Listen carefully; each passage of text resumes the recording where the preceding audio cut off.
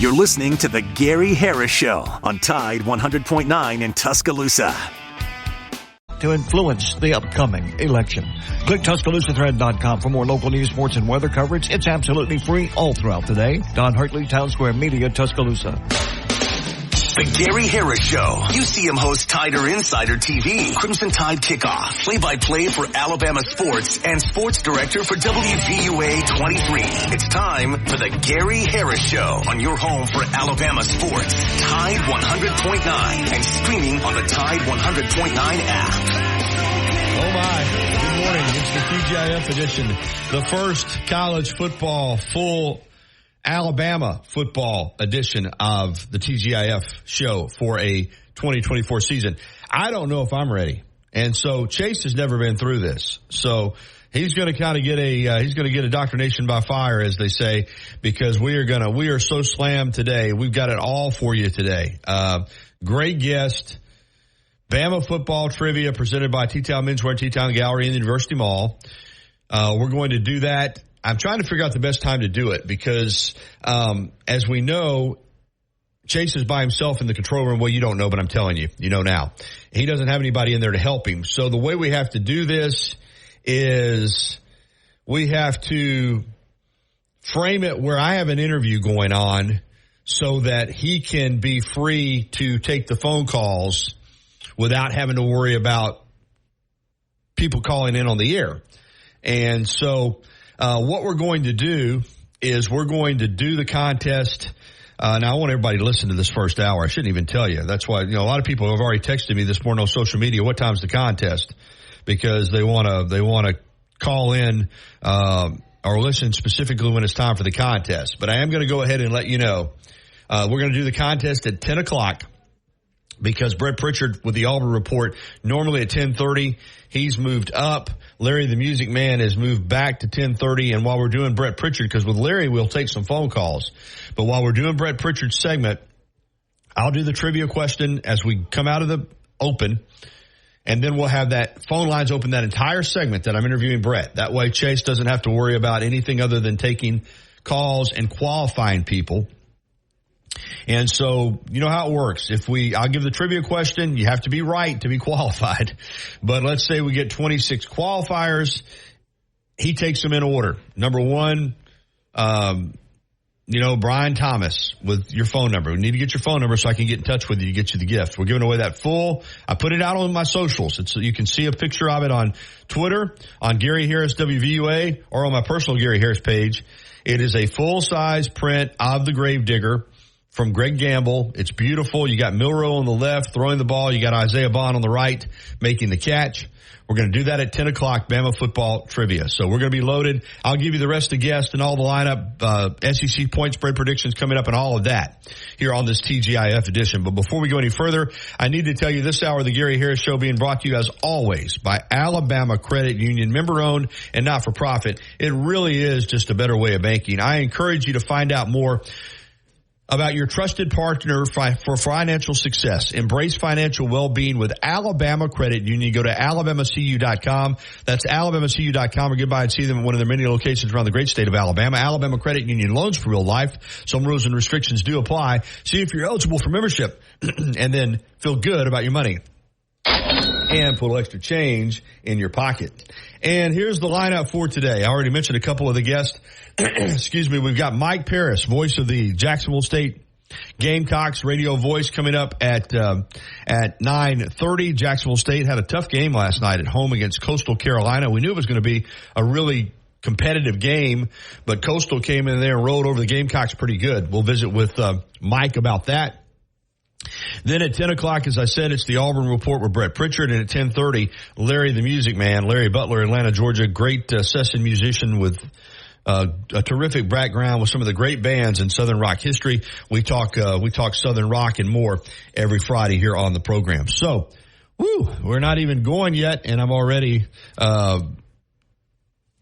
just feeling like the adrenaline's pumping through my body for this football show here. And of course, following me, we've got Fridays at the Free with Wyatt Fulton over at Innisfree. And then next Friday, I'm going to do my show from Innisfree from 9 to 11 over there as well. But for today, we're in studio. Phone lines are open on the Pinnacle Park and North River hotline, 205-342-9904. 205-342-9904. And I see we already got a caller we'll get to in just a moment. Some quick notes, though. Obviously, it's a big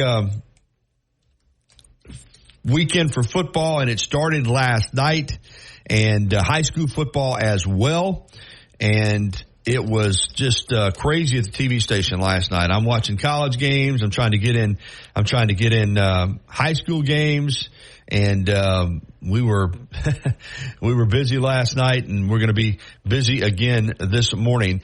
But let me go ahead and run down some scores for you of interest from last night in college football. As we already mentioned, Jacksonville State loses at home to Coastal Carolina 55-27. UAB beats Alcorn State 41-3. They had an hour-plus weather delay over there. Protective Stadium got pounded early on Thursday evening from rain and lightning. It was crazy. And but UAB took care of business.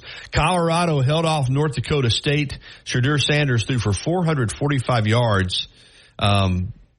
And, of course, Travis Hunter is a phenomenal two-way player. But Colorado holds off the FCS Bison 31-26. It was Missouri in the SEC beating Jody Wright and Murray State 51-0. Line, I think Barry said this morning, was 50. It's amazing how that works. They can hit it right on these lines. Also in the SEC, Arkansas over Arkansas Pine Bluff 70-0. Of course, again, Pine Bluff, Murray State, these kind of games, they're one-sided in terms of your talent level for one team versus the other. So it's really not a fair barometer. But still, impressive for Arkansas with Sam Pittman under the gun to score 70 points with Bobby Petrino running that offense. Other finals of interest, it was Wake Forest over North Carolina A&T, 45-13. Late last night, Sawyer Dearman, former ACA star, Tuscaloosa County High star, Alabama player, now playing for San Jose State, and they beat Sacramento State 42-24. They were down 24-21 and scored 21 unanswered points. Minnesota missed a field goal on the last play of the game to lose at home to North Carolina, 19-17. Let's see, what other scores do you might find interesting from last night? As we roll through them, I've got them pulled up here on the board. I don't see there it is. UL Monroe beat Jackson State 30-14. Louisiana Monroe a winner there. Illinois over Eastern Illinois 45-0. Again, some of these lopsided games all based on the talent level, the differential between the two teams. Tonight, you've got Lehigh at Army, Temple at Oklahoma, Florida Atlantic at Michigan State, Elon at Duke, Western Michigan at Wisconsin, and TCU at Stanford. High school football last night. As we roll through the scoreboard, it was, hey, tell you what, go ahead and give me a little background music on this one. I'm doing all these scores. I think Chase will kind of give us a little more buzz. I should have told you that for the college scores too. But as I run through these high school scores, it was Tuscaloosa Academy going on the road to Reform and beating Pickens County. I'm surprised by the amount of this final, 46-0. Pickens County, though, lost a lot of players from last year, but still 46-0 the final there. Thompson goes to Nashville and beats Lipscomb 27-21. Also last night, Foley over BC Rain 25-14. Robertsdale downed Alberta 13-10. Huffman over Columbia 52-14. Chilton County 28. Jemison 27. Lawrence County 27. Rogers 7. Bullitt County over Park Crossing 7-0. Dale County over GW Long 34-14. Hoax Bluff top Southside Gadsden 21-13. Excel over WS Neal 29-28. It was Cold Springs over Curry, 24-14. Highland Home over Charles Henderson, 24-0. Galesville over Asbury, 58-7. Milry over Washington County, 46-20. Red Level over JF Shields, 45-8. And then the game of the night, Pisgah, number 1 in Class 2A, beat Fife, number 1 in Class 3A. And I think it's Pisgah's first win over Fife in like 20 years. But Pisgah gets it done 30-22. What a game that was last night. So high school football, college football, we got it covered for you. Some other notes, the Braves give it up last night against the Phillies. They were up 4-0. They get beat 5-4. If they had won that game, they'd only been 4 back of the Phils, and they got 3 more to play this weekend in Philadelphia. Instead, they lose. They drop back to 6 back. But they could have really put the squeeze on Philly, but the bullpen let it get away last night. In soccer, Alabama all over Florida Atlantic 8-2. The final in that soccer game as the Crimson Tide rolls over Florida Atlantic University. So we're off and running here on the TGIF edition. Mike Paris, voice of the Jacksonville State Gamecocks, coming up at 9:30. And Bama football trivia at 10. Larry, the Music Man at 10:30. Brett Pritchard with the Auburn Report. My SEC point spread predictions. Your phone calls. Corey, you hold tight. We'll get to you on the other side of the break. It's 9:12, and we are ready to rock and roll. The TGIF edition of the Gary Harris Show. We're coming back with more right after this on Tide 100.9 FM and 1230 AM. WTBC, your home for Alabama sports. As much as Innisfree has evolved, it will always be that place to escape and have a good time. Whether it's for a game day weekend, to reminisce on college days, or to create new memories, if you're looking for a good time, there's only one thing to do. Head to the Free at 1925 University Boulevard. And don't forget about the Lucky Lunch Meat and 3 special. And when you call, you'll actually talk to me. 205-800-8000. I've got this. No representations made that the quality of legal services to be performed is greater than the quality of legal services performed by other lawyers. Since 2011, Billy's Sports Grill, located on Main Avenue in historic downtown Northport, has been serving their legendary signature chicken sandwich, award-winning wings, and handcrafted cocktails. Billy's is also the spot to watch all your favorite sporting events with big screen, high-definition televisions in both dining rooms, at the bar, and outside on the beautiful patio. Come by and say hello to Kim and Lisa, the Billy's Management Dream Team. Billy's, good food, good friends, and good time. Tide 100.9 Tuscaloosa weather. A partly sunny sky today. Scattered showers and thunderstorms developing again this afternoon and early tonight. The high today 95, tonight's low 73. Tomorrow a mix of sun and clouds. Scattered thunderstorms around by afternoon. The high 93. I'm James Spann on the ABC 3340 Weather Center on Tide 100.9. You're listening to the Gary Harris Show. For Alabama sports, Tide 100.9, and streaming on the Tide 100.9 app.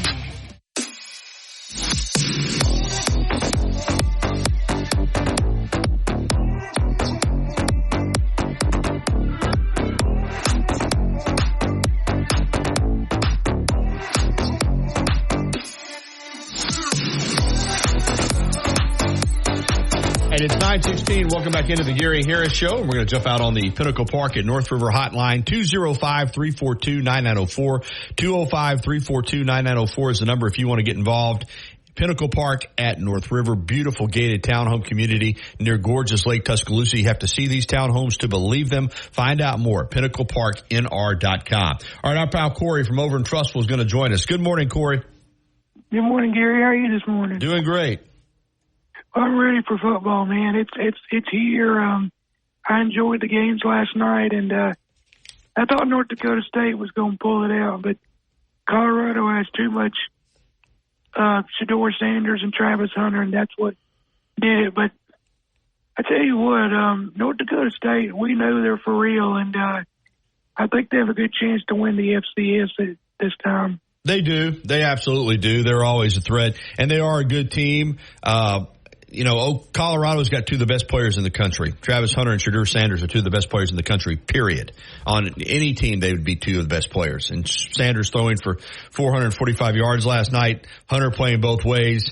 Outside of that, I still think Colorado is again, as good as North Dakota State is, they're an FCS team, okay? I see people going goo-goo gaga over Colorado winning the game. They're at home against an FCS team. They should win the game. So I'm still not sold on Colorado, but I do think they've got 2 great players, 2 players that are as good as any 2 players on one team in the country. But, you should win at home over an FCS team. And the fact that they're getting so much buzz for beating a team out of the FCS is a little bit confusing to me, but it's certainly better than losing. I'll give you that. Well, if you did lose, North Dakota State is a powerhouse out there. So yeah, but they're FCS. Okay, they're not FBS. I understand they're a powerhouse, but they're a powerhouse in the football championship division, not in the bowl division. They're 1AA. Okay, they're not 1A. So it's a different level of powerhouse.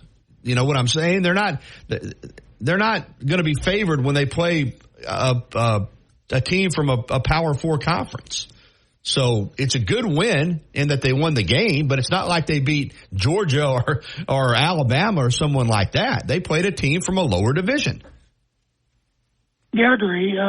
But as far as the games this weekend, I think I could see Clemson keeping it close in the first half and Georgia pulling away.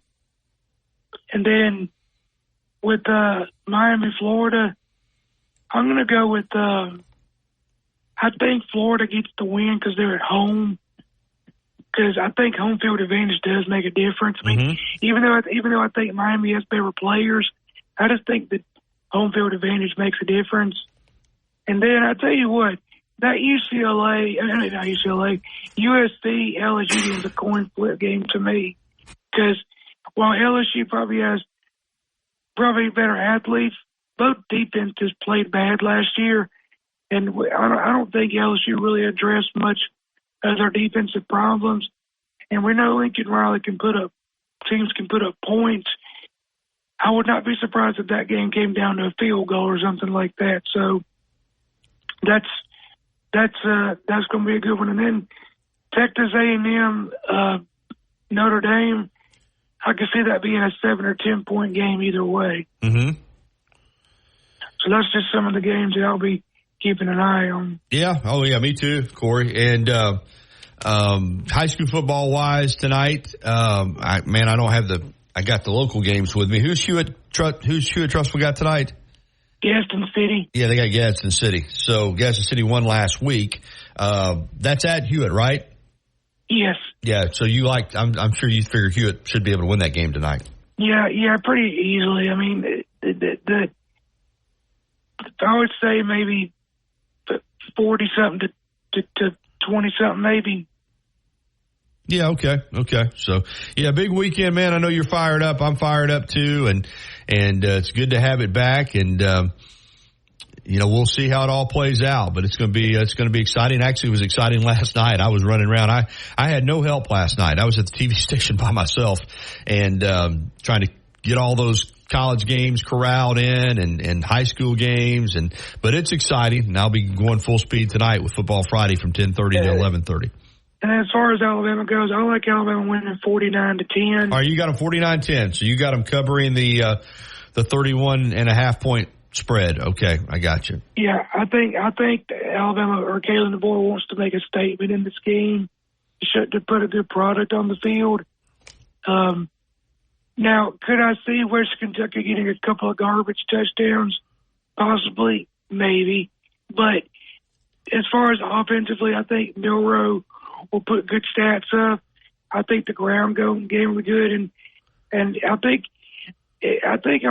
just want to see really what I want to see here is Alabama play a clean game, right? Because if they're showing red flags, like so many penalties, so much sloppiness, you're going to see that's going to crop up in the big games. Mm-hmm. I just don't want to see any red flags that could show up later in the season. We'll play a clean game. Yeah, I do too. I'm with you 100%. I think that's a great way to look at it. Go out. Don't worry about the opponent. Play clean. Don't turn the ball over. Don't have a lot of stupid penalties. And if you do that, you're obviously going to win the game. But win the game and look good doing it. I'm with you, Corey. Hey, great call. I can get some other people on, my friend. Have a great weekend. You too, Gary. Roll Tide. All right. Good to hear from Corey. All right, Pat's up next, and then we'll get to Bryce. Hey, good morning, Pat. Hey, good morning, Gary. Hey, what time am I going to need to get the industry to see White's show? It's at 11. It's at 11? Mm-hmm. Okay, so I just hope we can be able to get some good seats. But no, man, I'm excited about this weekend, and I've got Georgia on upset alert. Oh, do you? I'm really, really hoping to see Kirby bite the dust. Anybody, when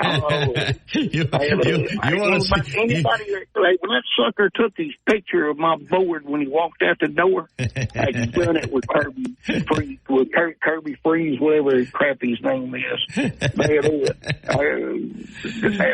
Anything but smart. That was not smart. But no, I really would love to see Dabo, because I'd vindicate Dabo a little bit. Dabo's going to have a come to Jesus session though about NIL and about the portal if he wants to be able to compete in this league. Yeah, I hear you, my friend. I hear you. But it would sure be nice to see, because the thing about it is, right now, Dabo is an unknown quantity from as far as for this year goes.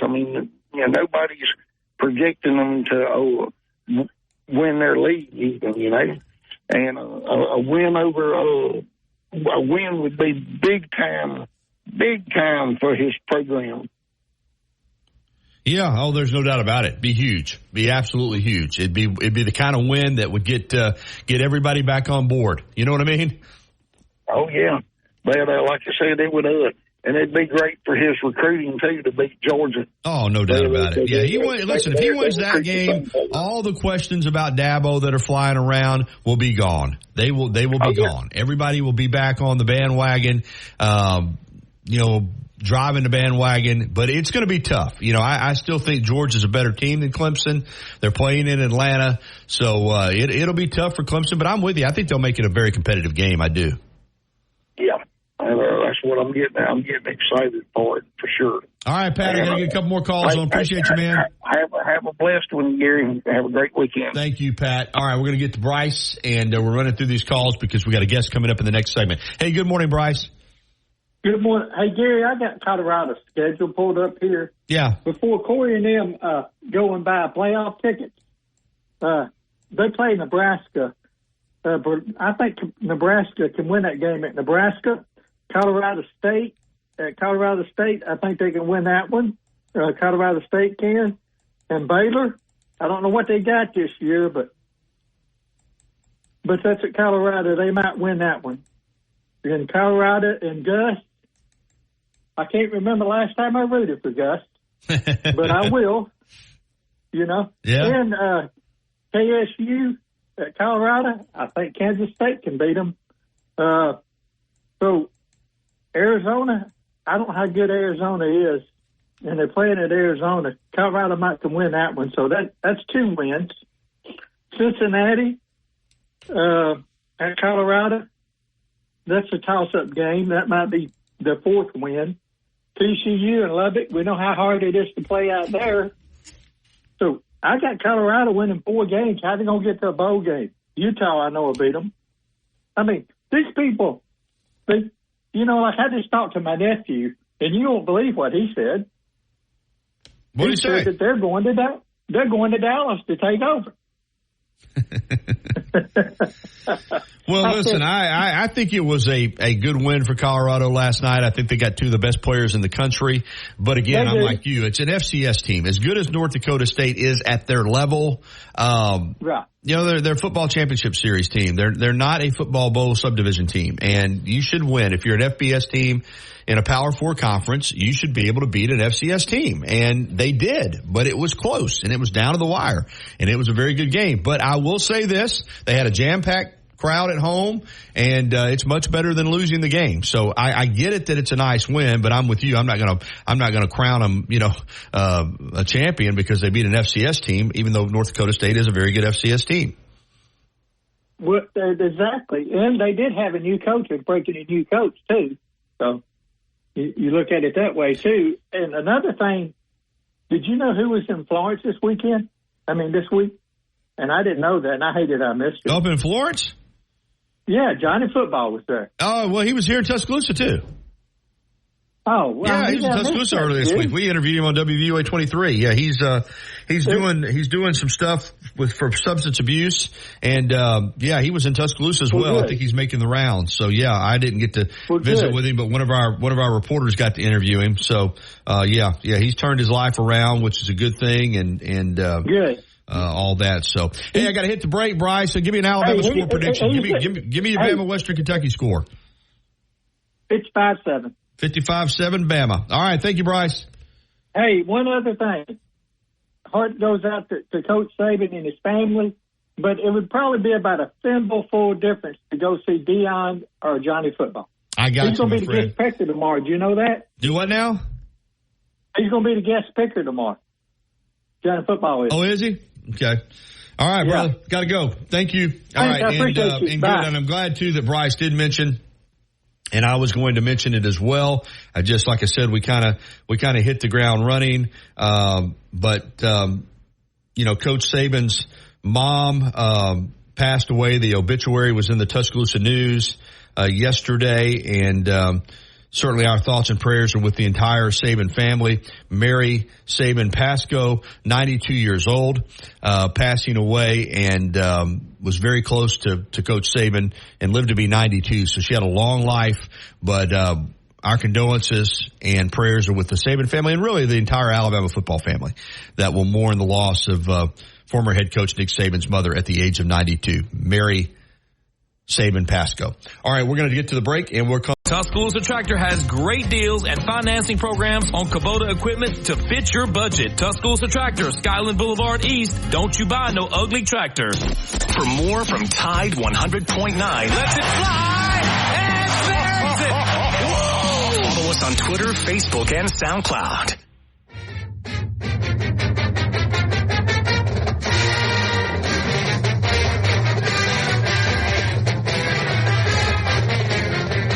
Yeah, 9:31. Welcome back into the TGIF edition of the Gary Harris Show. Coming up in the next segment, my SEC point spread predictions for Week 1.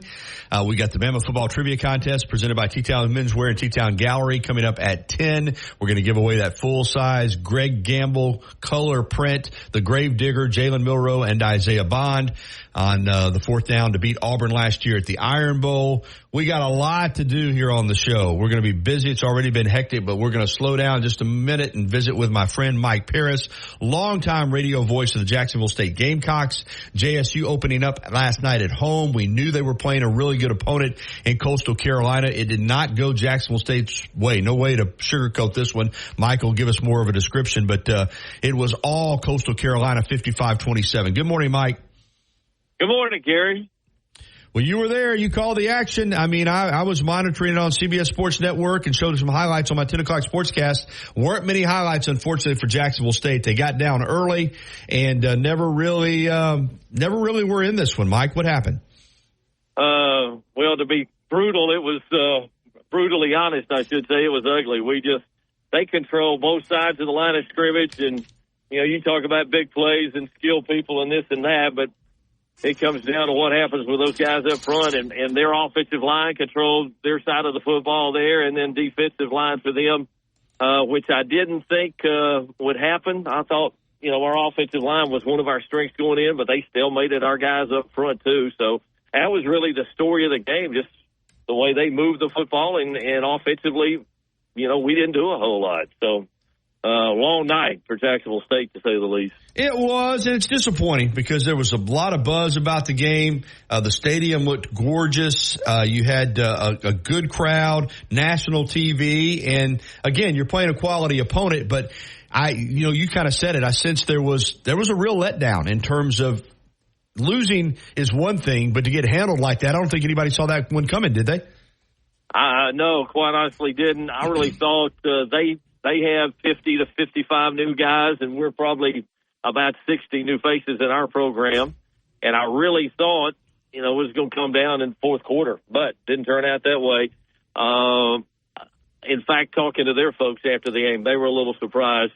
They're already thinking maybe they're a little better than they thought they were going to be. We lost at their place last year, but they had some big plays that were the difference in that game. It was a 2-score contest, but it really was less than that in the game last year. But I thought the way they played last night for one night, they were just much tougher up front, both sides of the football. Your quarterback, Logan Smothers, transfer from Nebraska out of Muscle Shoals, very good athlete, struggled at times last night. What's the outlook for him going forward? Do you think he's the guy, or do you think that Rich Rodriguez might look at making a change?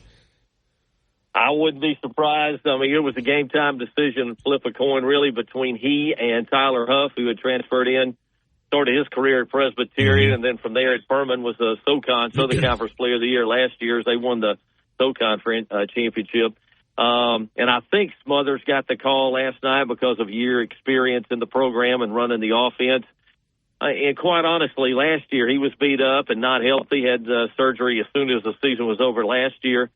But, you know, he had moments maybe where he was okay, and Huff didn't get off to a great start. He played better in the second half.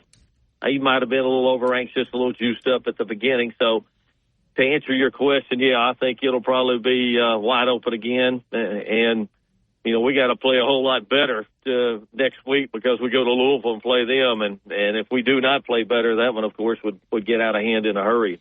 Yeah, so much excitement for JSU coming off a great season last year in which you were not eligible for Conference USA Championship. This year you are, and obviously last night not a great start, but big picture, like you said, a lot of football still to go. How do you see JSU, you know, doing in Conference USA? Liberty right now is the class of Conference USA, and the rest of us, I think if you just put all the names in a hat and drew them out, that's the way it could end up. Right. Kennesaw's a first-year program, and they may struggle a little bit this year, but I think outside of Liberty, you know, from 2 through 8 or 9, you could finish anywhere, quite honestly. Western Kentucky, Alabama's opponent tomorrow night, picked second, and they were just a few points ahead of Jacksonville State in the preseason polls for that second place spot. So, you know, league-wise, get some corrections, as coaches like to say, and get it straightened out, and, you know, hopefully we make a run there. Liberty, I don't know, may not be quite as talented, I'll say, as they were last year. They lost some guys in the portal that jumped to other places, and they took some hits up front as well. So we'll see, you know, if that comes back to bite them. Mike Paris, longtime radio voice of the Jacksonville State Gamecocks. I mean, long time. What's it go back to, 1982, something like that, Mike? 1983, okay. My first, and I got to tell you, we opened up 1983 at Chamberlain Field.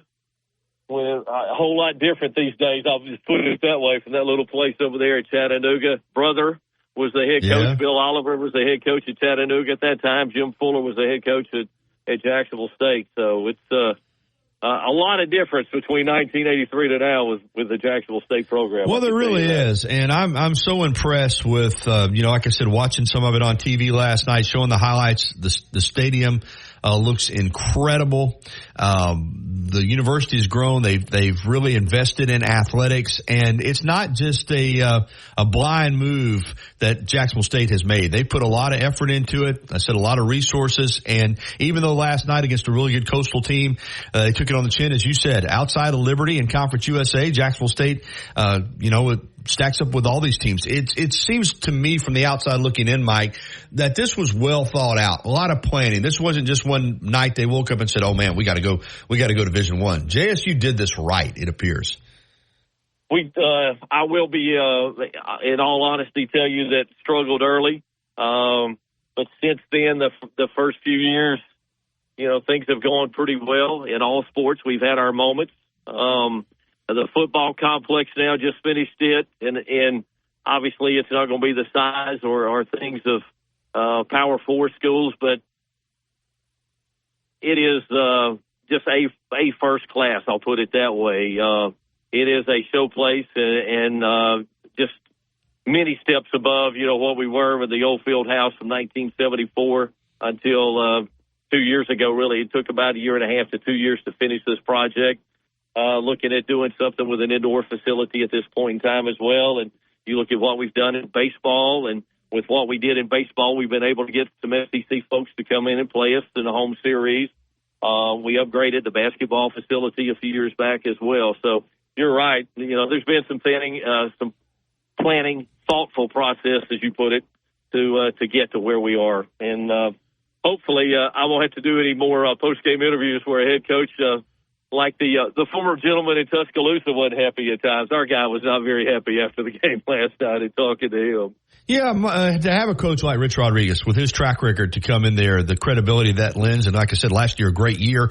Tough night last night, but what's it been like working with Rich Rod? And clearly, I think there was some concern maybe after last year that somebody might look his way. But listen, he's made a ton of money in coaching, and he seems very, very happy there at JSU. Long term, do you think he's going to be the guy there for a while? I do think so. This is like home to him from the mountains in West Virginia. It's very similar, I think, to the area where he grew up and where he's from. So it's got that home touch for him. And his home is 2 miles from campus, from the stadium. And, he's added some things there since he purchased the place and the property. And, yeah, I think he's pretty happy here. Now, if somebody comes at him and opens the bank account, I'm sure that would grab his attention. But I think at this point in time, yes, he's content, and I think he would be happy at Jacksonville State for a number of years.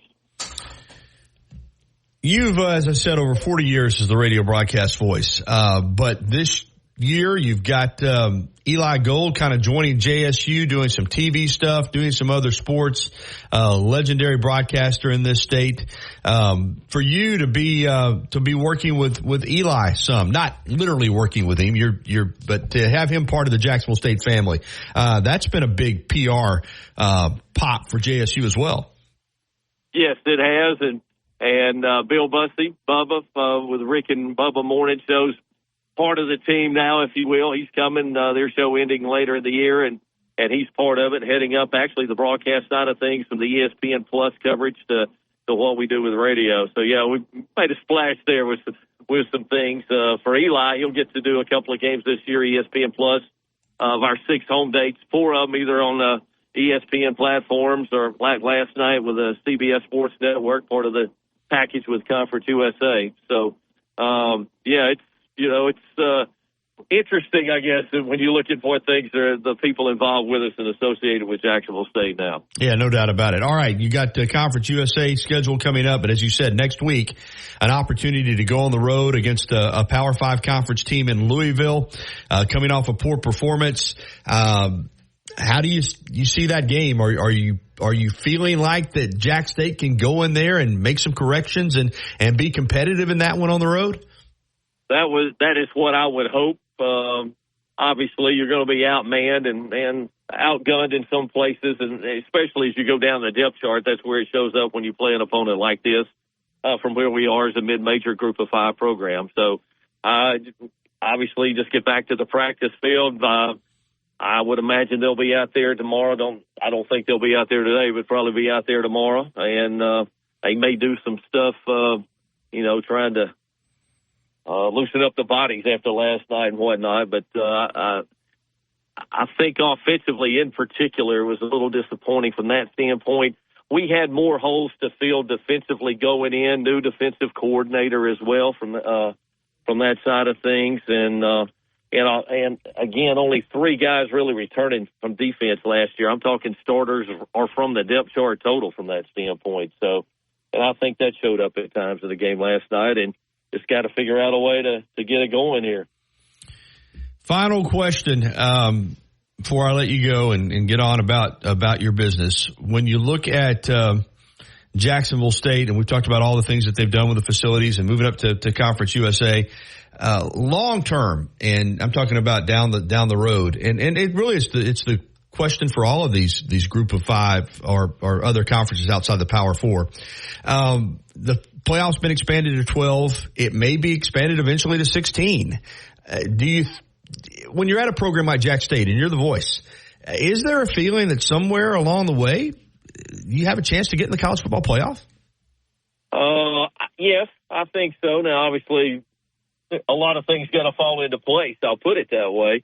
But, yeah, especially if there's an expansion to 16. Right. I think there's a greater opportunity there, and we all know the Power 4s are going to come in and take the majority of those. I've seen some projections where, some people think the SEC might get as many as 5 possibly, with a 12-team playoff. But Liberty ended up with the best mark of the group of 5 teams last year, played the Fiesta Bowl. And, it won't happen every year, but I think, somewhere down the line, there is that chance and possibility, and especially if it expands to 16 teams, that you would have a chance to get into postseason play in the playoffs. Great stuff, Mike. Folks, he's the voice of the Jacksonville State Gamecocks. Give him a follow on Twitter /X, or I combine them and just call him Twix, at JSU Voice. And I know you've been doing a radio show for a long time. You told me you're putting that aside for a while, but I know you're still staying busy with some other things outside of just calling play-by-play.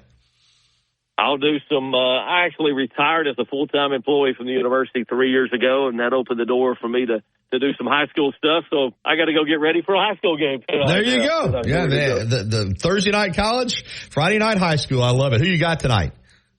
I'm actually doing games across the state line over in Carrollton, Georgia, where I got my start 46 years ago in doing it. So I get to do a high school game over there tonight. Is it Carrollton High? No, actually, I'm doing Haralson County High School Haralson tonight. County, yeah, I got you, my friend. I know that. Obviously, right I know on that the area state line. Well, too. That'll be fun. Thank you, Mike. Thank you, Gary. Appreciate it. Always a pleasure. Yeah, absolutely. Mike Paris, voice of the Jacksonville State Gamecocks. It's 9:45 here on the Gary Harris Show. When we come back on the other side, my SEC point spread predictions for week 1. Coming off an off year, but I'm ready to go. I'm going to have them for you. We can also take some phone calls on Lowe's knows savings. Lowe's knows home improvement. More terms and restrictions apply. See Lowe's.com/rebates for details. Valid through 9/4. Tide 100.9 Tuscaloosa weather. A partly sunny sky today. Scattered showers and thunderstorms developing again this afternoon and early tonight. The high today 95, tonight's low 73. Tomorrow a mix of sun and clouds. Scattered thunderstorms around by afternoon. The high 93. I'm James Spann on the ABC 3340 Weather Center on Tide 100.9. Covering University of Alabama sports, as well as the national and local scene as well. The Gary Harris Show, only on Tide 100.9 and streaming on the Tide 100.9 app.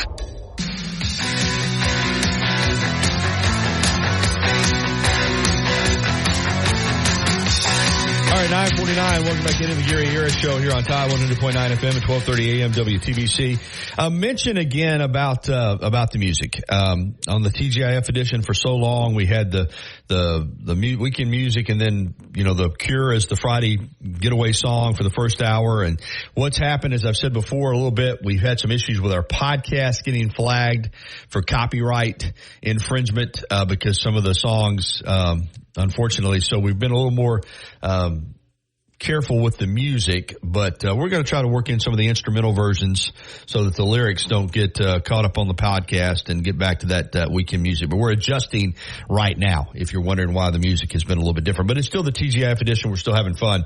And I'm going to do my SEC point spread predictions for week 1. And I'm going to bounce back. After an off year last year, I'm really looking forward to bouncing back. Now, this week 1 has a lot of games that are don't have official point spreads because of the FCS caliber of opponent. So we're not going to do the Mississippi State Eastern Kentucky game, the Auburn Alabama A&M game. We're not going to do the Ole Miss game. Some of these games that again don't have. You can find point spreads for them, but they're not standard point spreads. So we're going to bypass those games. But we got a big list here, and I need to get to it because I only got about 6 minutes to get them in. And then we'll get hour number 2 started with Brett Pritchard, but also with our Bama football trivia contest. All right, we've got, let's start with Alabama at home, laying 31.5 against Western Kentucky. I picked this game on Tider Insider TV on Tuesday night, 52-20, which is a 32-point margin. So I've got Alabama covering, just barely, but I do have Alabama covering by a half point. So I'm taking the Tide against the Hilltoppers. Tonight, out in Norman, you've got Oklahoma taking on Temple. I think Brent Venables and company want to make a splash here in the SEC. They're laying 42. I've got the Sooners covering that on a Friday night in Norman. Clemson and Georgia in Atlanta tomorrow morning, 11 a.m. The Dogs are 13.5. I think this is a huge game for both these programs. I think for Clemson, Dabo Swinney could get everybody back on board. I just don't see it. I think Georgia's too strong. I think it'll be a competitive game, but I like Georgia minus a 13.5 here. I think they wind up winning this game by 14 or more. Miami at Florida. If you want to call this my upset special, so be it. Florida catching 2.5 at home in the Swamp. I think they win this game outright over the Hurricanes. I got Florida plus the 2.5. Notre Dame at A&M. The Aggies are laying 3 tomorrow night. Notre Dame is a top 10 team. I think that the feeling that Mike Elko is going to turn this thing around, and he may. I just don't. I don't see them being favored in this game, even at home. I'm going to take Notre Dame plus the 3. I think this game goes down to the wire. If I think it's going to go down the wire, then more times than not, I'm going to take the points. Virginia Tech and Vanderbilt. The Hokies are better than Vanderbilt. That's why they're a 13.5-point favorite. But first game of the year, Vandy at home. I'm going to take Vandy plus the points here, and they'll probably disappoint me as they usually do.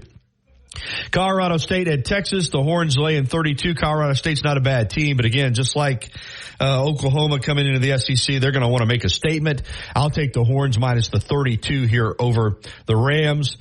Southern Miss at Kentucky. Southern Miss is looking to try to kind of get back to being the Southern Miss of old. Not going to happen in Lexington. Cats minus 28. I'll take Kentucky in this one. And on Sunday, out in Las Vegas, Southern Cal versus LSU. I think this game goes down to the wire. I think Lincoln Riley's feeling the heat, and I think they're going to coach their butt off there at USC and make this a very competitive game. I'll take the Trojans plus 4 here. I'll take the points. So those are my picks for the first weekend of SEC college football. Again, recapping. I've got Oklahoma.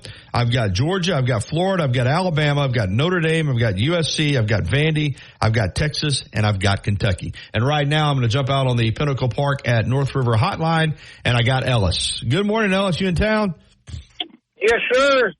I hear you, brother. Way to roll on in here. That's right. Got here early. What you up to? I'm waiting on a friend of mine to get here about 10:30 or so where I can help him set his camper up. Oh, yeah. You got to get ready for the big tailgate. I heard that. I'll always try to help him, because I stay there in his camper, so I try to help him do all that. I got you, my friend. That's always a lot of fun. The anticipation, the build up. Where does he set up at? He sets up with him behind University Mall.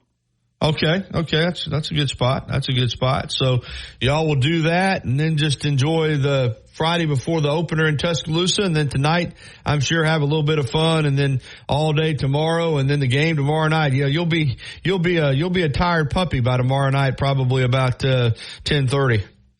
Oh yeah, 'cause I plan on leaving this and here tomorrow around lunch and go to another tailgate that's right outside the stadium there. Oh yeah, you're gonna make the rounds. That's what.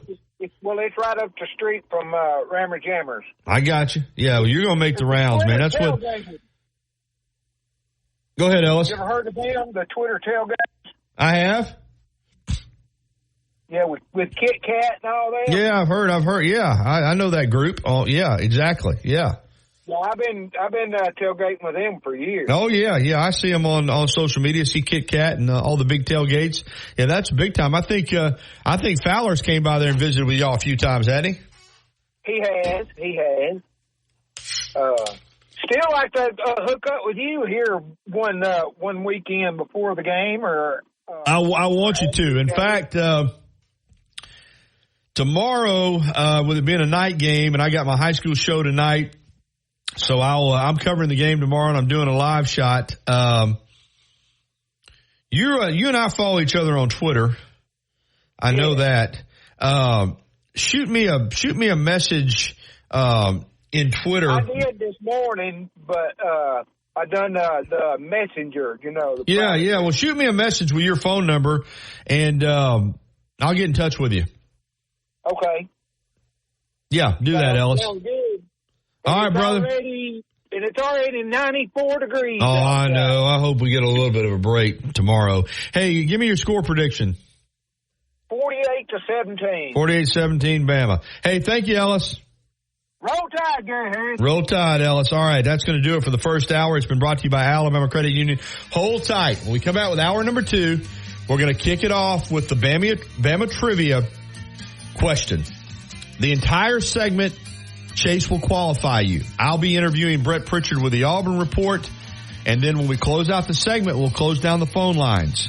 So get ready, and we'll be ready for hour number 2 of the Gary Harris Show. Going to be busy, busy, busy. The TGIF edition rolls on. Stay with us, everybody.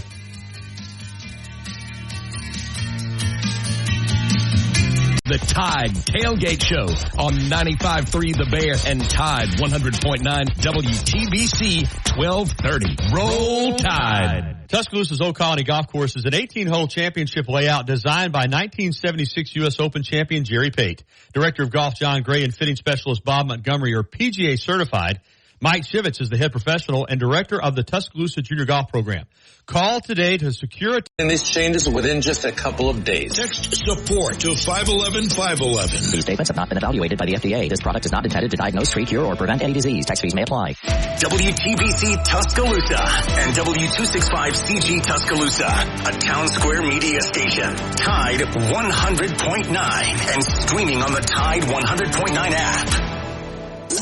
From the Fox Sports Studios in Los Angeles, here's Monty Bolaños. This just in the NFL, Dolphins head coach Mike McDaniel has signed a new contract that extends him through the 2028 season. This is according to ESPN. McDaniel, who is 41, has led the Dolphins to a 20-14 record over his first 2 seasons as head coach, along with a pair of postseason appearances.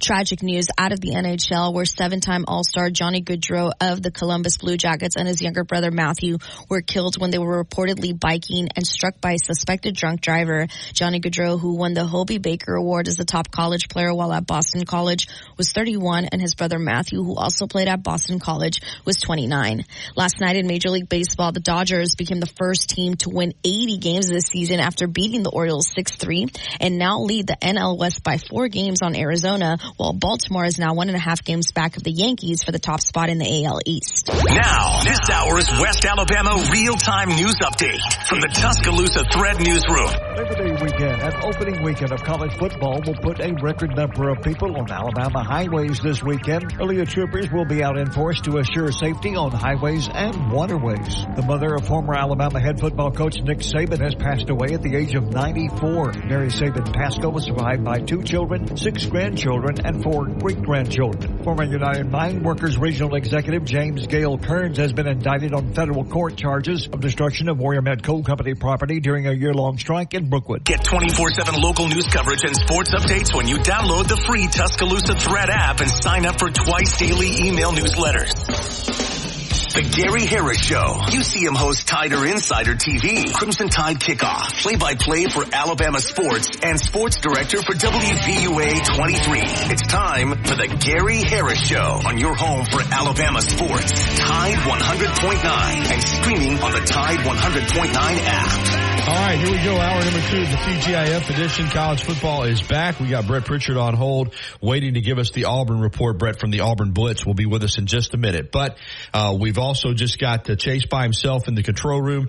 So, and Brett and I have such a good rapport, I knew we would be able to talk plenty to give Chase an opportunity. He's got to run the board and do the contest. So we're going to go ahead and do our first Bama football trivia contest of the season, presented by T-Town Menswear and T-Town Gallery in the University Mall. We are giving away that full-size Greg Gamble Gravedigger print.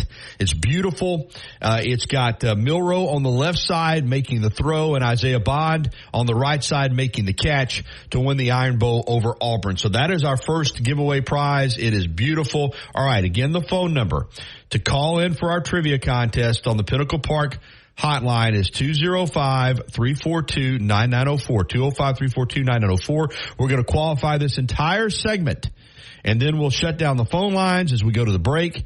We'll, at the end of the show, take all our correct qualifiers. They'll be assigned a number, and then we'll roll the electronic roulette wheel. Whatever number it lands on wins the prize. Now, give your name and your phone number to Chase, because I got to be able to get in touch with you to make sure that we get you your print. So here's the question.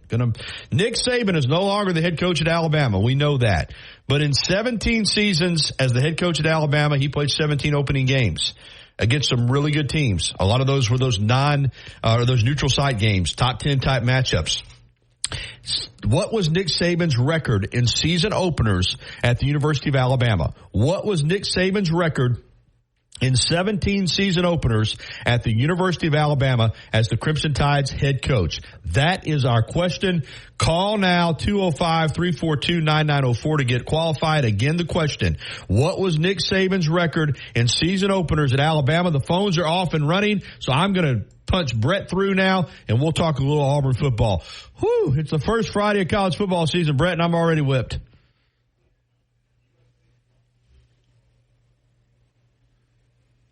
Chase, pot up Brett a little bit for me. Chase, pot Brett up for me. Go, Brett.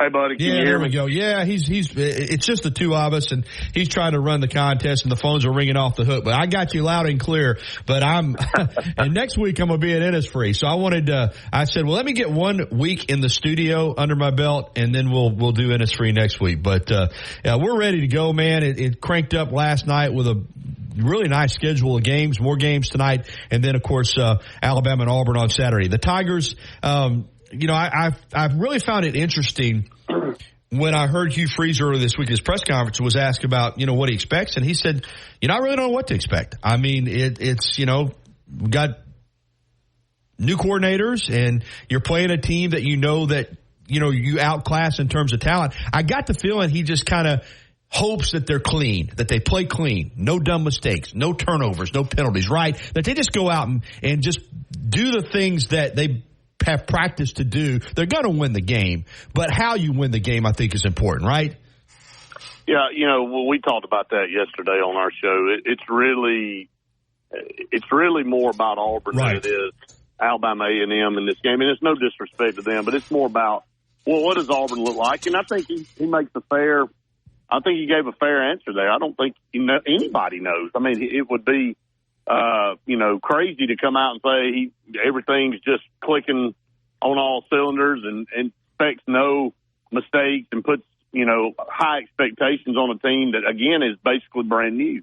I mean, I know last year was his first year, but it's really kind of a mulligan. I hate to use that term, but new coordinators, like you said, a lot of new faces that are going to be on the field. You're going to be relying on several key freshmen. So we all know how that ends up working out at the end of the day. And, and all freshmen aren't created equal anymore. Some freshmen come in December and others have only been there a month. So, there's different ranges of, how advanced some are and versus others. But bottom line is, I think that's what you're going to look for. It's not about, is Auburn going to win the game? That's a given. They're 47-point favorites. But does Auburn come out and look in sync? Do they look like, is the offensive line false starting? Are you looking over at the sideline and because you can't remember what play it is and you got guys coming in and out? Does it look like it's organized? And I think that's what you're going to be able to tell mostly. And again, performance of plays and how Peyton Thorne should have a good game tomorrow. Auburn receivers should be able to get open. He should be able to make throws. And he should be able to make some throws that, are contested against a team like Alabama A&M. So it's going to be a lot up for analysis, no doubt about it. They're going to get a lot of data from the film after that game. And, leading into the next week against a Cal team that is not a world beater team, but a formidable opponent. I mean, let's be honest about it. So you got to prepare and you got to get better. But I do think a lot of people, fans, coaches, players, everybody's excited to see what this team can do. Yeah, no doubt about it. Brett Pritchard from the Auburn Blitz doing our Auburn Report a half hour earlier this week. He's got a meeting to get to at 10:30, so we want to go ahead and get him on. All right, you mentioned Thorne, who is the guy and had moments last year, but they really want him to the Auburn coaching staff wants him to take the next step this year. And we know about the Auburn freshman receiving corps. probably as good a freshman group of wide receivers as are in the country. Would you expect, with that in mind, that early in the game, that Thorne takes a shot downfield, or maybe a couple of shots downfield early in the game, not just for his confidence and to get those guys involved, but for the fans on hand? Do you think they'll early on, go over the top and try to get these young freshman wide receivers going? Yeah, I definitely think you're going to see a couple shots taken early. I definitely think Hugh Freeze is going to come out though and try to establish the run, try to be who you're going to be the whole year. And Auburn's offense is going to be predicated on how they run the football. So it's going to you're going to get a heavy dose of Jarquez Hunter and Damari Alston. But I do think there's going to be opportunities to take some deep shots. And then, when you're running the football effectively, that gives you a chance to throw it over the top. But intermediate routes as well and passes in the flat and out of the backfield and guys in motion. I think you're going to see a lot of motion out of this offense because you got guys like, Robert Lewis and Malcolm Simmons and Bryce Kane and some of those guys that are speedsters. You may see some speed sweeps. I think Coach Freeze mentioned it about a month ago in the first scrimmage when Malcolm Simmons took a speed sweep to the house. He said, we didn't even have that option last year. And that's crazy to think. An SEC program like Auburn, you're limited in what you can call by your personnel. And he didn't have, a guy he felt like, that was capable of doing what Malcolm did in that scrimmage. And that's why you didn't see many of those type plays run. And I think a lot of people forget that a lot of times is that, fans get frustrated with play calling and different things. But, coaches have to make decisions and have to decide what types of plays they want to call based on what type of personnel they have. So Auburn was limited in what they could do offensively based on the personnel. I don't think that's the case anymore. I think Auburn's got as many weapons as anybody, but, they're just untested. So I think you could see a Malcolm Simmons on a speed sweep early or a Bryce Kane or, some different plays like that that's going to display some of these freshmen. Yeah, and I'm with you on the running game. I guess I should have phrased that a little bit better. You know what you have in the running game. So that's why I kind of thinking maybe, unleash those receivers because what you got in the running game. Obviously, that's going to be their bread and butter. I'm with you there with Hunter and those guys. Defensively, because I think offensively Auburn's going to have a huge game tomorrow. We've talked a lot about DJ Durkin, Charles Kelly, the pressure packages, trying to be a little more aggressive on the defensive side of the ball against this opponent tomorrow. What are you looking for from the defense in terms of the style of play and not necessarily, strictly based on results, but just the way that they played them? Or do you think they're really going to be aggressive and get after them, or do you think they're going to hold some stuff back for a better opponent? No, I think you got to test yourself. This is a team that you got to build an identity. I don't know what you would hold back. Okay. I mean, I know you would hold back, maybe some different types of coverages and things that you may not want to show, but I think a defense reacts to what an offense is doing. So it's not like an offense trying to, scale back what types of plays you're going to run against an opponent. A defense has got to defend what's out there. So I think what I want to see is a dominant performance out of the defensive line. You got Keldrick Falk coming back as a sophomore who's a team leader, who I definitely think is going to be a superstar in this league eventually, whether that's this year or next year or whenever. But you got the transfer and Isaiah Rates coming over from Texas A&M, who I feel like will get the start along with the transfer and Philip Bleedy. But this not you can't play defense with three guys.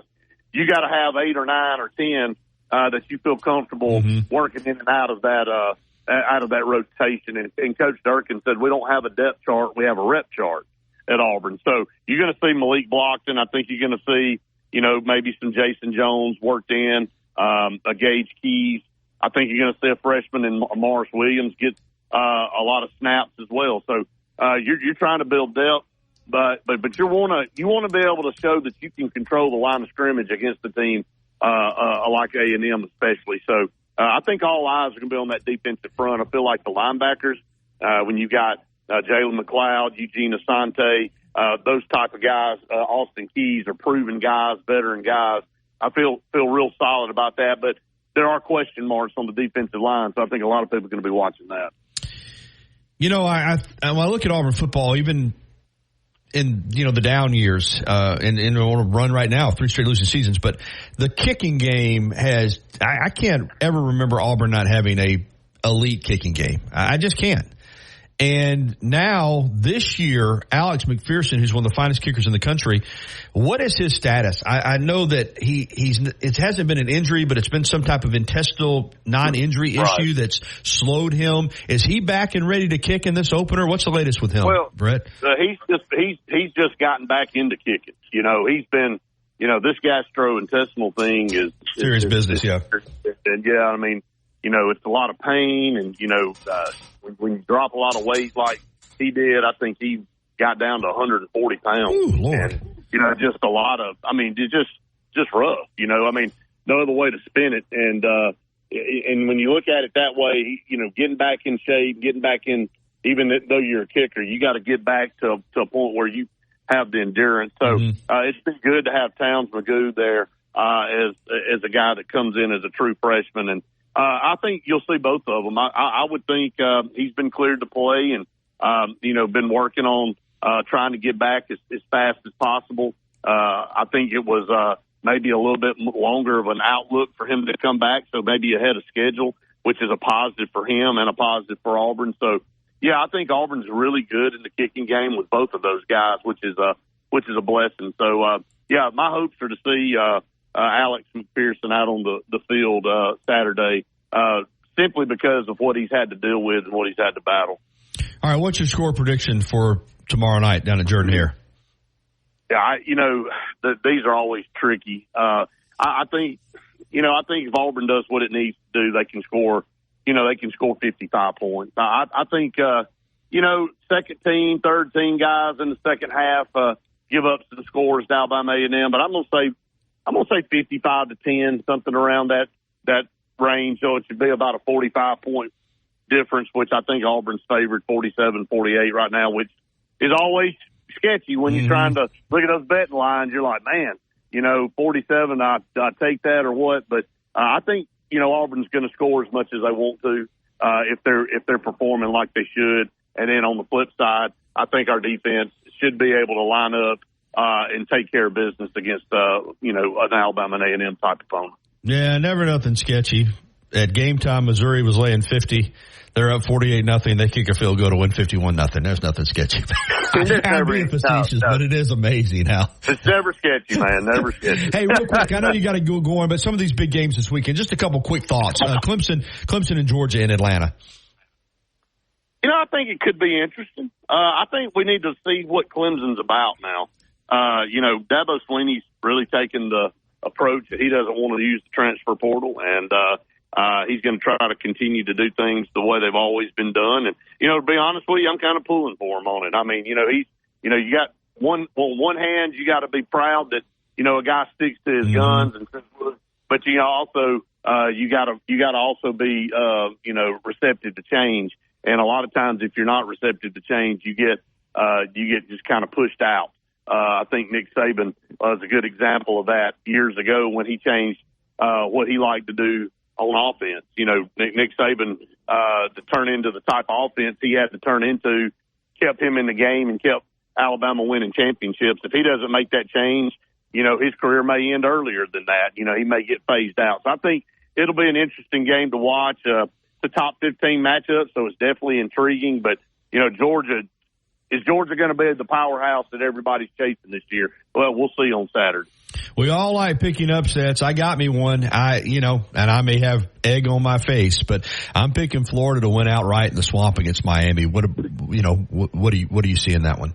I don't see. Look, I see two programs that desperately need a win. That's right. And I see Florida. I think, what if they won at home? Gary, I forgot. They've got a streak. They've got a streak going on home openers, though.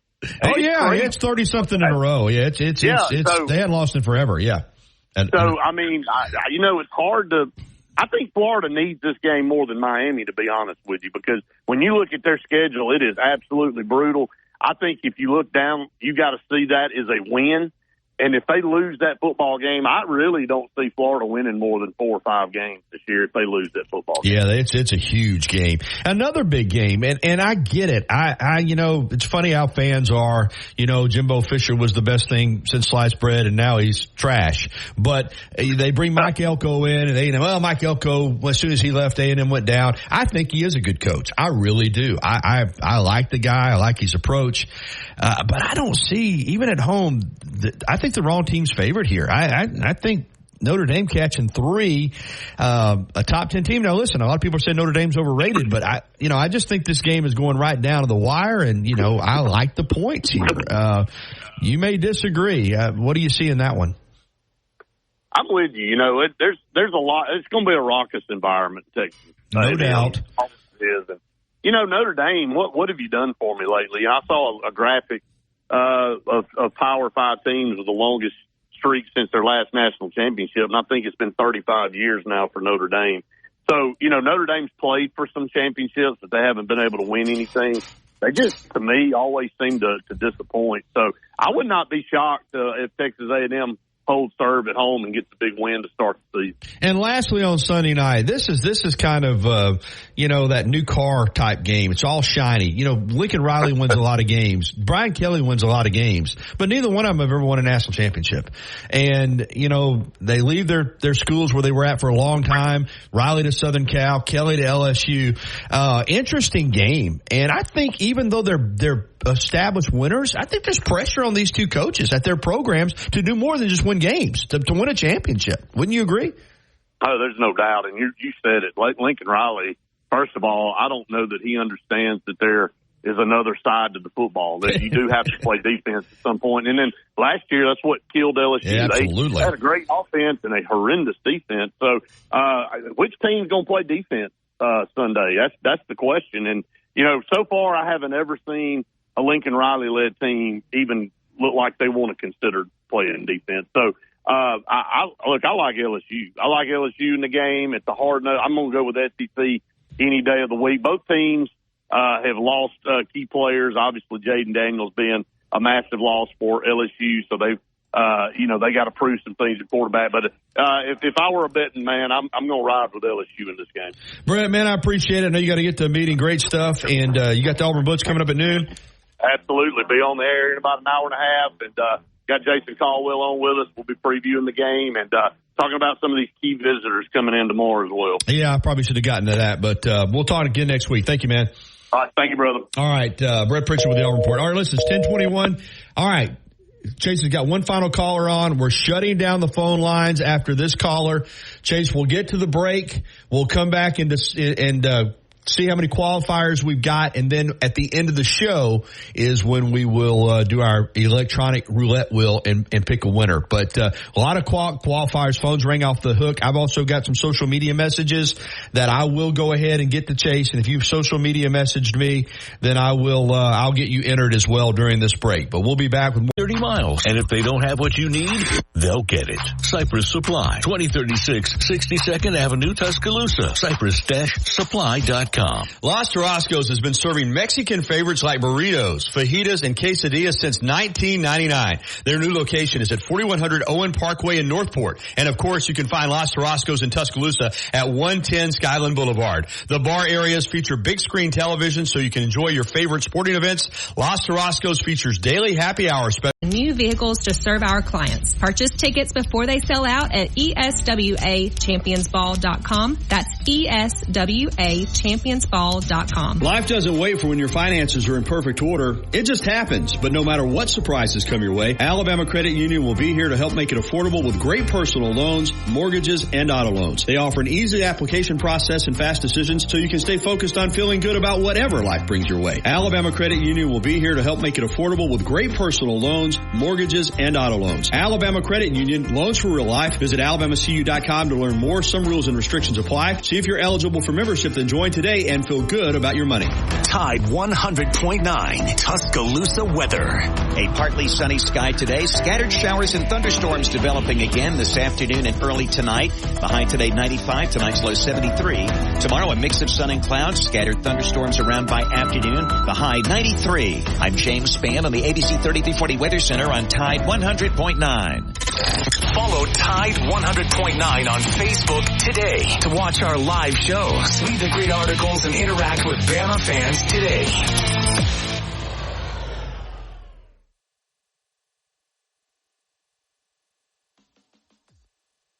So no music coming out of the break. Hey, listen, again, it's hectic around here. When I'm in here in the studio and Chase is in the control room, it really is advantageous to have someone else in there when you're running a contest to help Chase. But it's, when he's by himself like that, he did a nice job, actually. Well, phones ring off the hook. Listen, not everybody got it right. And I'm not going to give you the answer either until the end of the show when we draw. Some people missed it. But we did wind up with 16 total qualifiers.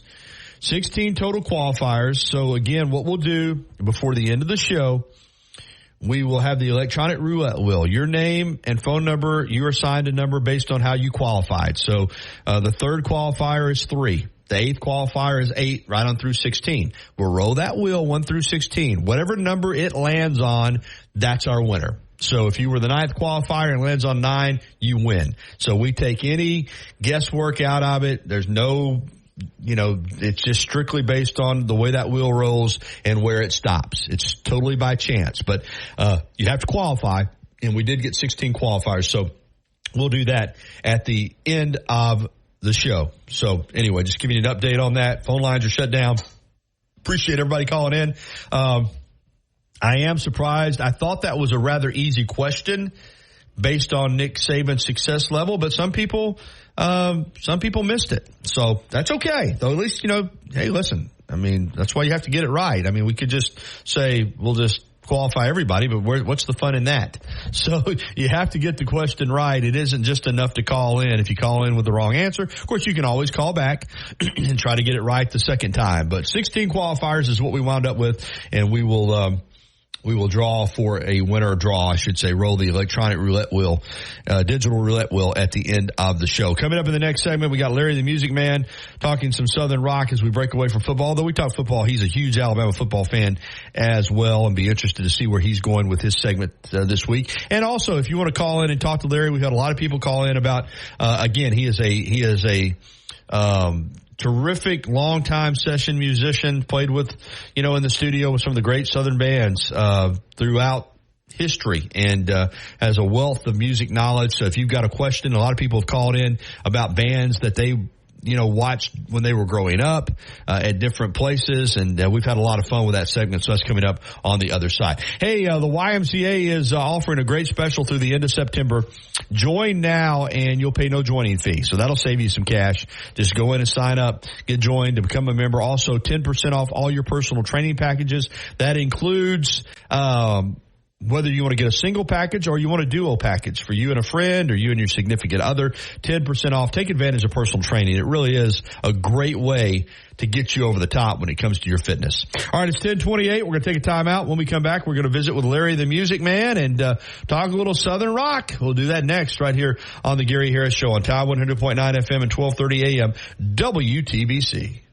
If you haven't already, you've got to try Tuscaloosa's unique breakfast, brunch, and lunch concept. Brick and Spoon, downtown Tuscaloosa, Timerson Square. It's fresh food with a Cajun flair featuring a full bar with build-your-own Bloody Marys and mimosas. Open daily, 7 a.m. until 2 p.m. Available for after. How many Tuscaloosa customers are searching online for your type of business? It's quick, easy, and free. Visit mylocalcustomers.com. That's mylocalcustomers.com.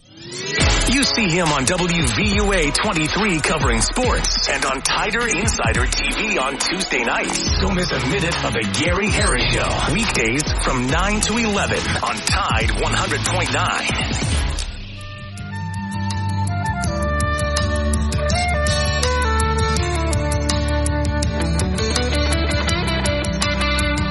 Oh, man. That groove right there. It just doesn't get any better than that. Marshall Tucker Band brings us back in with the classic instrumental version of Can't You See? Because it's time for Larry the Music Man. Larry Butler, Atlanta, Georgia, join us to talk a little Southern rock and more. We've been running this morning, Larry. It's been crazy. We ran the contest, our first Bama football trivia. Chase's first time doing that. We've been did my point spread predictions. It's been crazy, but we're going to slow it down right now and talk a little music. Good morning, Larry. How are you? Man, I've had COVID all week, so bear with my voice. I'm coming out of. Well, Gary hit me Monday, and it ain't never good, but this is I've had it before, but this just about put me down. But we're going to have a good time today. Just bear with me on my voice. Yeah, well, I'm dealing with some allergies myself, but nothing like that. Well, yeah, it's that time of the year, and there's a new strain of COVID over this way. It's sinus. It's like you got the flu without the fever. You know what I mean? Yeah. But anyway, let's get this thing going. I had asked, I knew the copyright thing about you're having a problem, and I had suggested some songs last week. Man, you hit me with that.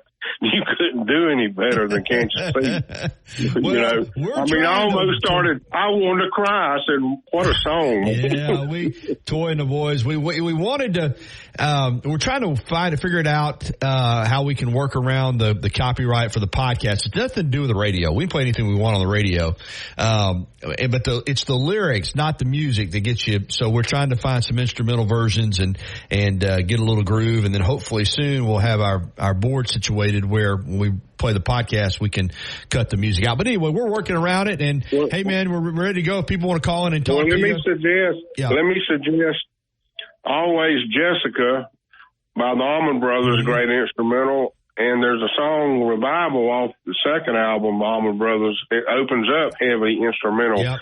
Kind of like what you just played, a real southern twin, But I wanted to, since you did Marshall Tucker, and you've mentioned him before. Yeah, give us a Marshall Tucker story. Well, they came out of Spartanburg, and Toy was like, I think he was like 20 or 21 when they released it. I do know he was very young. But they were named after a piano player. Okay. He tuned pianos, and he was in this room downtown, I guess, Spartanburg, like a room where he would tune his. People would bring their pianos and tune it. Well, he left. I don't know the story there, why, or if he died. But when they went, they found a room to practice in, and on the sign on it said Marshall Tucker. And they named the band after him. And it is a great name for a band, man. And it's just, the Marshall Tucker Band, and your lead singer is Toy Caldwell. I mean, it doesn't get any better. Yeah, and they were called the Toy Factory. Okay. Originally, they played all around in the South Carolina area, and almost kind of like the way Alabama clicked, playing little clubs everywhere, And, but they caught on, and they came to Macon, and Phil Walden picked them up.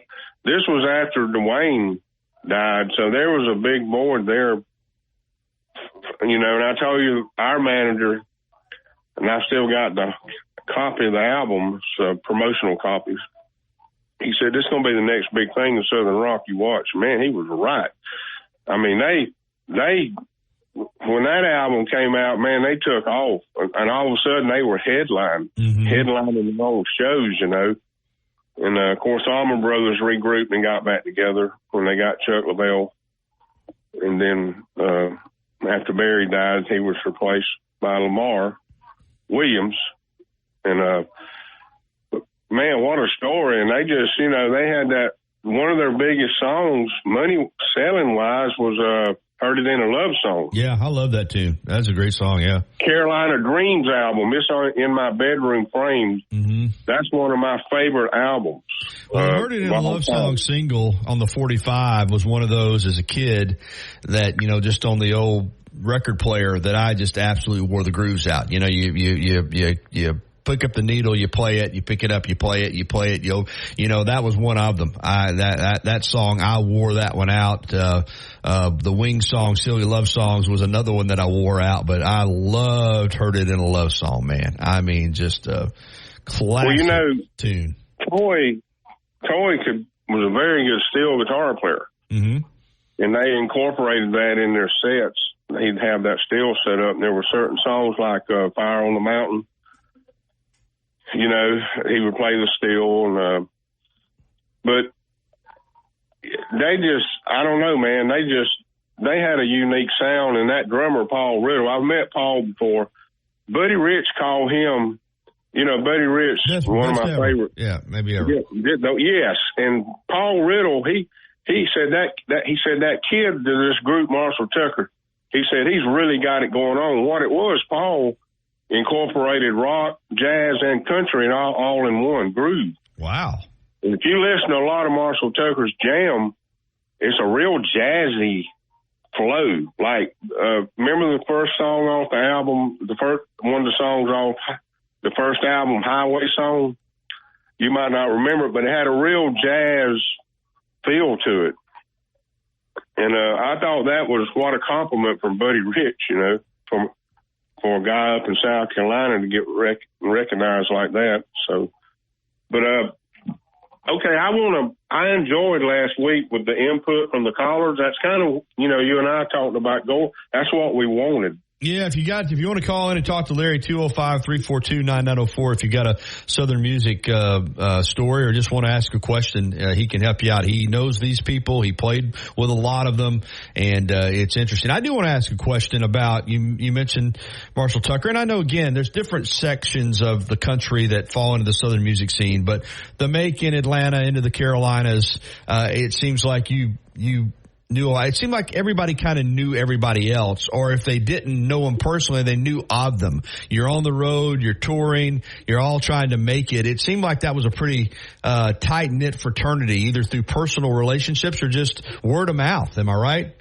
Well, you're very right. Very right. Listen, they called it the Capricorn family. All these bands toured together and helped each other, like Wet Willie. They moved from Mobile to Macon, and how they got recognition with Phil Walden. They opened for the Allman Brothers, the original Allman Brothers, with Dwayne. So, you know, and they were a family, and they all helped each other. They wasn't in competition with each other. You know, it was just a big family thing, and it was all the way down into Florida.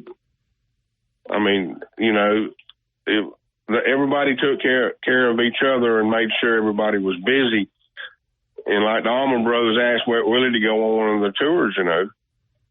And people started picking up on Wet Willie, like this guy with his harmonica that can wail and got the vocals, you know, R&B vocals. And anyway, but I wanted to, something came to me this week as I'm laying in bed, because that's all you do. And I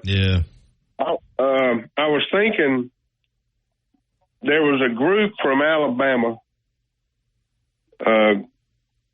It was two guys, and I'm going to name their names, and then they named the band after each other. John Townsend was from Tuscaloosa, and Ed Sanford was from Montgomery. They became the Sanford Townsend Band. Oh, what I love Sanford Townsend Band. I did not know there was a Tuscaloosa connection there. Well, let me tell you, brother, I've got the album. Smoke from a Distant Fire, right? That's Sanford Townsend Band. Yeah, Smoke from a Don't let the screen door hit you on the way out. Well, they were from that area. In fact, they were songwriters. Actually, they were studio musicians at Fame Studio. They worked for Rick, where they met Chuck LaBelle. They were called the Alabama Mafia, Townsend, Sanford, and LaBelle. And but anyway, in '77 they went to Muscle Shoals and recorded that album, and had that huge hit, "Smoke from a Distant Fire." What a song! Distant Fire. And everybody thought they were black. Because such a groove to it, yeah. Yeah, that sax player. Yeah. It's great. It's a great song, folks. If you've never listened, and I'll be honest with you, I know them more from that song. It's not like I'm a historian on Sanford Townsend Band, but if you've never listened to "Smoke from a Distant Fire," do yourself a favor and I'm looking them up right now. Or get the CD on Amazon. It's a little pricey, but it's one of the best R&B white soul albums you'll ever hear in your life. And the fact that Johnny Townsend is from Tuscaloosa, and I didn't know that. You know, Larry, I'm pretty good on but I guess I probably did in the back of my mind know there was an Alabama connection, obviously with Muscle Shoals, and I think, you know, they're recording there, but I didn't know that. Montgomery and Tuscaloosa, and now I'm reading up here, they actually started together in a Tuscaloosa-based band called Heart. Obviously not the Heart with Nancy Wilson, but how interesting is that, man? That is cool. That Otis Hale on sax. And on that song, they do that da-da-da-da-da-da. Well, it was guitar and sax together. Yeah. One little jazzy thing going there, you know, and it changed tempo twice. And I just thought, I said, you know what? We've been talking about all these artists, and somehow I thought of it this week. I said, man, I got to highlight these guys because they were something else. Well, I'm glad you mentioned them. I'm glad you mentioned Sanford Townsend Band and pointed out the Tuscaloosa connection, because I'm pretty surprised that I did not specifically know that there was that strong a connection to Tuscaloosa, but I'm glad I do now. Hey, listen, Philip wants to get on with us, so I'm going to let Chase punch him through so I don't cut anybody off. Yes, sir. Yes, sir. Hey, Philip, good morning. Good morning.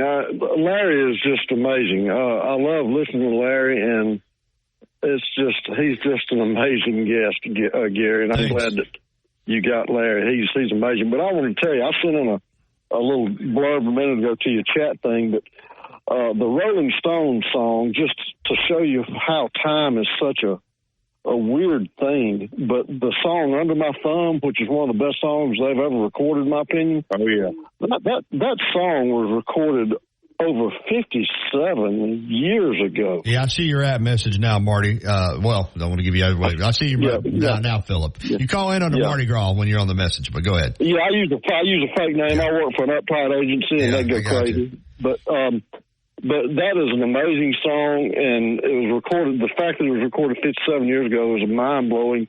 But and another thing, Gary, you mentioned a minute ago talking about the Paul McCartney songs that you liked. I think, and I'm getting off your jazz venue for a little bit here, but I think Paul McCartney's greatest album that he ever put out was that Ram album. Oh, it's awesome. Yeah. Well, one good thing about Paul McCartney, too, even though obviously he was from the Beatles, he's English, he loved a lot of the American music. And, in fact, Junior's Farm is a tribute to his time in Nashville, right, Larry? That's right. He surrounded himself with some good musicians too. Yeah, Paul went to Nashville and hung out up there, and Junior's Farm is about being out on the farm up in Tennessee, and that is a great song. It's a great song. Yeah, listen, McCartney's one of the best bass. Listen, that guy was a phenomenal bass player. And people that say they don't get the Beatles, I'll never understand. I don't even want to get in a conversation with them. No, I can't. Yeah, I'm with you. I can't. If they don't like the Beatles, I don't even know if I can talk to them. You can't. But, Chuck Leavell. Chuck Leavell. Let me mention him a little bit. He's an amazing guy. You talk about range. I mean, he's got range. You guys, I know you know because you're well into this. But I remember when I was in high school back in the early 70s, 73, 74, he had a jazz band called Sea Level. Oh, yeah. Oh, yeah.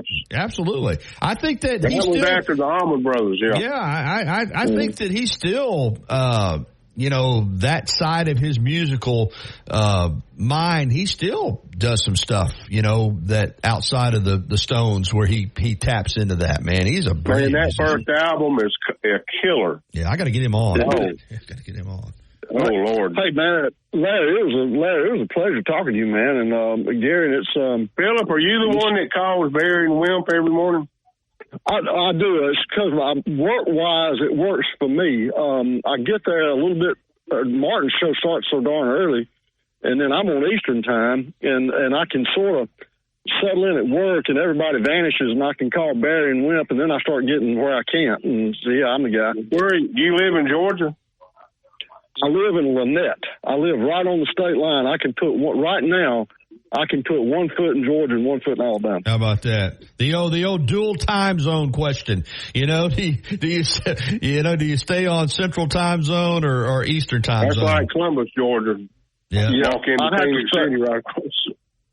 I have to stay on Eastern because I work in LaGrange. That's right. And a lot of people, having lived in Cleveland County, a lot of people in Ramburn, same thing. They live in a little town, Ramburn, right there on the Georgia line, but they live in Ramburn, but they stay on Eastern time because, it just works better. Hey, great stuff. Hey, Gary, let me tell you something, Gary, like quick, funny story. Back in Lynette had a powerhouse football team back in the 70s under Coach Washburn. Mm-hmm. And we had a quarterback named Bobby Lee that was a really good quarterback. He went on to play at Troy State. But anyway, Bobby lived, his house, part of it was in Alabama and part of it was in Georgia. Holy cow. And his bedroom was in Alabama. And that's why he went to Lynette, because he could have gone to West Point in Georgia. But his bedroom was in Alabama, so he went to Lynette High School. Wow. That's crazy. That is. Hey, before we let you go, we got another caller waiting to get on, and we got the break coming up. Yeah, you're right about Under My Thumb. It's hard to believe sometimes, Larry, and I know you know this. You listen to some of these songs that are 55, or in this case, Phillips says 57 years old, and they hold up today. I mean, they're as good today as when they came out. Listen, dissatisfaction, what he did on the guitar. Yeah, it's just that amazing. sound he got was by mistake almost, And made it work. All right. Thank you, Philip. Hey, well done. All right. Let's get Punch Bryce through. Hey, Bryce. Good morning. You're on with Larry Butler. Hey, Larry. Yes, sir. Travis Womack? Yes, sir. Yeah, he's a real good friend of mine. I grew up in Tuscumbia out on the New Bethel community. Travis is probably one of the best in-studio musicians they are. He was with Rick for 30 years, and he traveled on the road with Little Richard for 12 years. So you know Travis? I know. I hadn't met everybody, I'll be honest, but I know of him, okay? Yeah. That's interesting. Y'all are friends? Yeah, I've been family friends for a long time. Travis recently he fell and hurt his back, and he quit playing. He's like, I heard he was mentioned in the making scene, Somebody, when we started doing this segment, a friend of mine in Tuscaloosa texted me about Travis and said, talk about him some. I think his roots, Bryce, help me out if I'm right here, because somebody did text me about him, are more in kind of the Memphis scene and rock and roll and blues, but he played with a lot of different artists, right? Right. He's been on a lot of hit records. I'm going to tell you a story real quick. Yeah. Travis was there by himself. Rick hadn't got there yet. Guy come in, gave him a demo. He wanted to play it. Travis played it. He said, uh-huh. He said, well, pass that on to Rick for me. And so you got to, you know how Rick Hall is. He's real arrogant. Anyway, Travis gives him this demo to play. Larry knows. Gives him this demo to play. He says, Travis. He says, Travis says, Rick, I think this is a hit. And, and Rick said, I don't think you got nothing here. The guy goes on down the street and records it, must show sound. And guess who this guy is? If y'all can't guess, I'm going to tell you who he was. Well, tell me, because we're short on time. Bob Seger. I'll be dog. Yeah. We know the rest of the story. How about that, Larry? Yeah, I'm looking up Travis Womack right now, and he was known as called an instrumental genius, and was Little Richard's band leader for 11 years, and wrote Greenwood, Mississippi with Little Richard in 1970. So yeah, good stuff. Hey Larry, you said this is what you want. You want people calling in with stories. Yeah, I'm hearing you bringing. Rick Hall was very, very arrogant. Yeah, that's reputation. He passed up the Wayne Allman more or less. Yeah, you told that story. You said he passed him up. Yeah, told him he didn't. He needed to do something else as far as his music. Said wanted to be a session guy, right?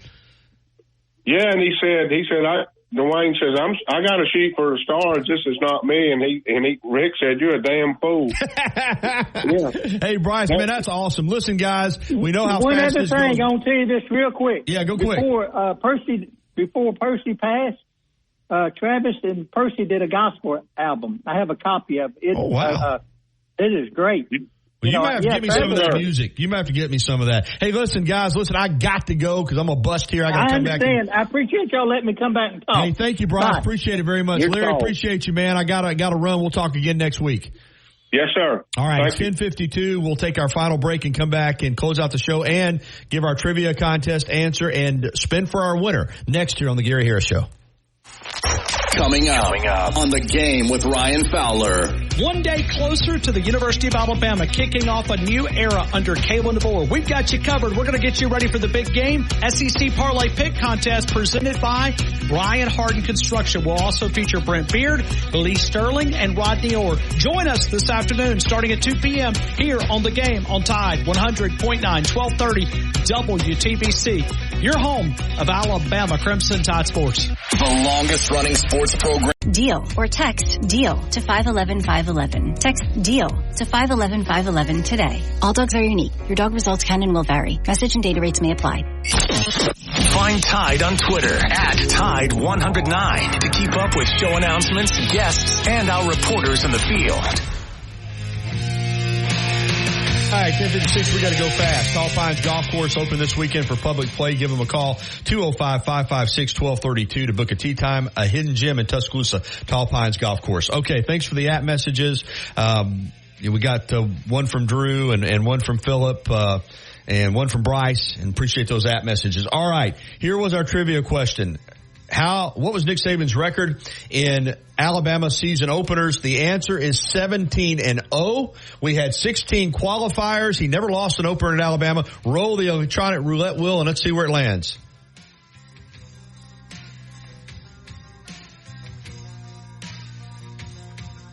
All right, we didn't get to hear it, but he did spin it.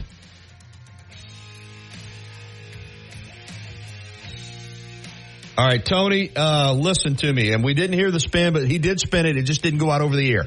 12th qualifier, Tony's the winner. Tony, I'll get your number from Chase, and I'll be in touch with you on how you can pick up your print, courtesy of T-Town Menswear and T-Town Gallery in the University Mall. I told you Fridays are crazy around here during football season. Whew, I got to excel. But I'm going to be on the air tonight on WVUA 23 with local sports and Football Friday tonight from 10:30 to 11:30. An hour of high school and college football tonight on WVUA 23. All right, congratulations to Tony, our winner. Thanks to all of our guests. And we're going to wrap it up and get you ready for T-Town Sports Daily. Wyatt Fulton live at the free Innisfree Irish Pub. Get by and have lunch and join Wyatt Fulton over there at Innisfree on University Boulevard. I'm back on Monday as we'll recap this first weekend of college football with Alabama and Western Kentucky. Talk to you then. Have a great day, everybody.